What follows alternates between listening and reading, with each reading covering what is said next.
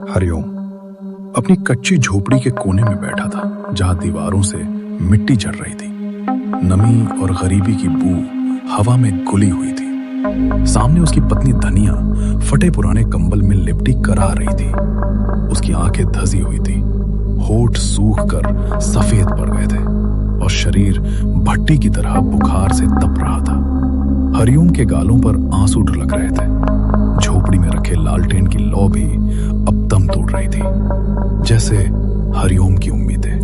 जी, आप क्यों रो रहे हैं? आपके आंसू मुझे और बीमार कर रहे हैं। मेरी किस्मत में जो लिखा है वो तो होगा ही।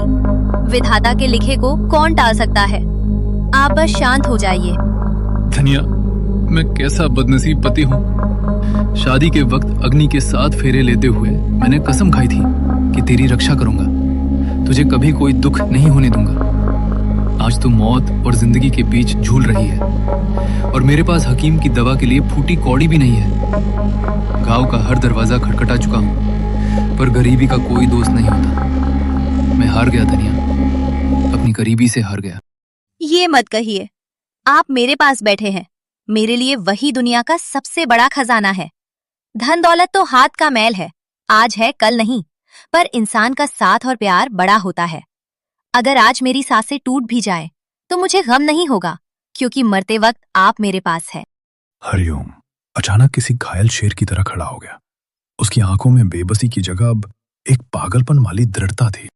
नहीं, मैं तुझे ऐसे नहीं जाने दूंगा। तूने अपनी पूरी जवानी मेरी इस टूटी झोपड़ी को संवारने में लगा दी। आधा पेट खाकर मुझे खिलाया, अब मेरी बारी है। मैं अभी सेठ धनीराम के पास जा रहा हूं। वो इलाके का सबसे अमीर आदमी है, उसके पास बहुत पैसा है। मैं उसके सामने गिड़गिड़ाऊंगा, उसके पैर पकड़ूंगा, पर पैसे लेकर ही लौटूंगा, चाहे इसके लिए मुझे अपनी आत्मा का सौदा ही क्यों न करना पड़े। नहीं, खबरदार जो वहां कदम ही रखा। पूरा गांव जानता है कि सेठ कोई इंसान नहीं, कसाई है। उसका दिल पत्थर का है। वो किसी की मदद मुफ्त में नहीं करता। वो आपसे कोई ऐसा काम करवाएगा जो आपकी जान जोखिम में डाल देगा। मुझे पैसा नहीं, आप चाहिए। मुझे विधवा होकर लंबे समय तक नहीं जीना। धनिया, अगर मेरी जान की कीमत पर तेरी जिंदगी की डोर बंधी है तो ये सौदा मुझे मंजूर है। तू बस मेरा इंतजार करना, मैं मौत के मुंह से भी दवा लेकर वापस आऊंगा। हरिओम अपनी पुरानी लालटेन लेकर बाहर निकला। बाहर कोहरा इतना घना था कि जैसे आसमान जमीन पर उतर आया हो। लालटेन की मध्यम पीली रोशनी बस 1-2 कदम का रास्ता ही दिखा पा रही थी। रास्ते में उसे पुराने खंडहर और बरगद के पेड़ ऐसे लग रहे थे जैसे कोई दानव घात लगाए बैठा हो। हर आहट पर उसका दिल बैठ जाता था। सूखे पत्तों पर रेंगते किसी सांप की सरसराहट भी उसके कानों में चीख जैसी गूंज रही थी। जब वो सेठ धनीराम के आलीशान बंगले पर पहुंचा तो वहां का लोहे का भारी गेट बंद था। चारों तरफ ऊंची दीवारें थीं जिन पर नुकीले कांच लगे थे। एक लंबा चौड़ा चौकीदार, जिसका नाम भीखू था, हाथ में मोटा डंडा लिए पहरा दे रहा था। उसकी मूछें डरावनी थीं और आंखें लाल, मानो वो खुद किसी यमदूत का पहरेदार हो। कौन है बे इतनी रात को? मौत ढूंढ रहा है क्या? भीखू ने अपनी भारी आवाज में गरज कर पूछा। भीखू भाई, मैं हरिओम हूं।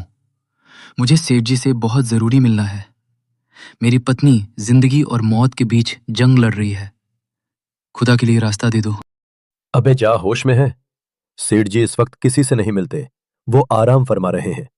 कल सुबह आना, तब तक अपनी बीवी के पास बैठ और माला जप।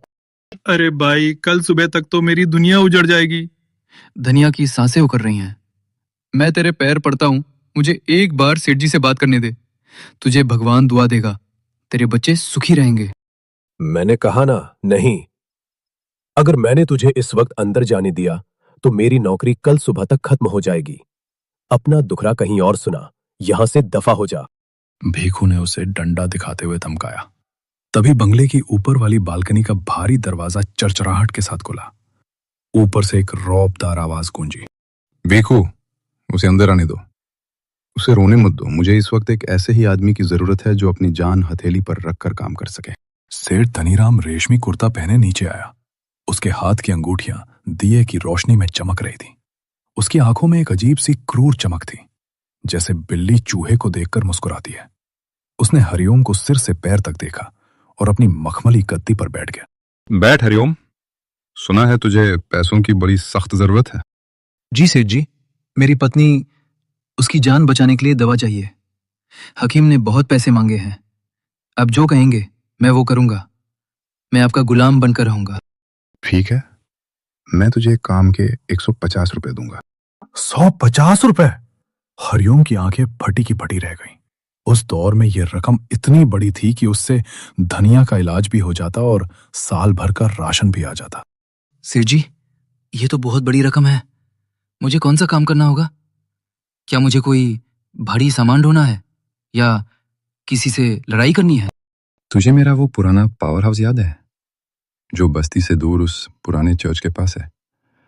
वहां कोई रोज रात को जाकर मुख्य फ्यूज निकाल देता है और मशीनों से छेड़छाड़ करता है। वहां जाने से मेरे गार्ड डरते हैं। सब कहते हैं वहां साया है, कुछ अनहोनी शक्तियां हैं। मुझे बस आज एक रात की रखवाली चाहिए।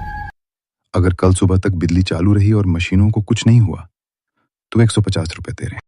हरिओम के कलेजे में एक हुक उठी। उसके पैरों तले जमीन खिसक गई। वो पावर हाउस, वो जगह तो पूरे इलाके में मौत का कुआं मानी जाती थी। उसके पास बना वो अंग्रेजों के जमाने का चर्च, जहां की दीवारों से खून रिसने की कहानियां मशहूर थी। कहते थे वहां चर्च की सिस्टर्स की रूहें आज भी भटकती हैं, जिन्होंने दशकों पहले वहां आत्महत्या कर ली थी। हरिओम ने एक लंबी और गहरी सांस ली। उसने सोचा, अगर मैं यहां से खाली हाथ गया तो धनिया वैसे भी मर जाएगी। ठीक है सेठ जी, मैं रखवाली करूंगा।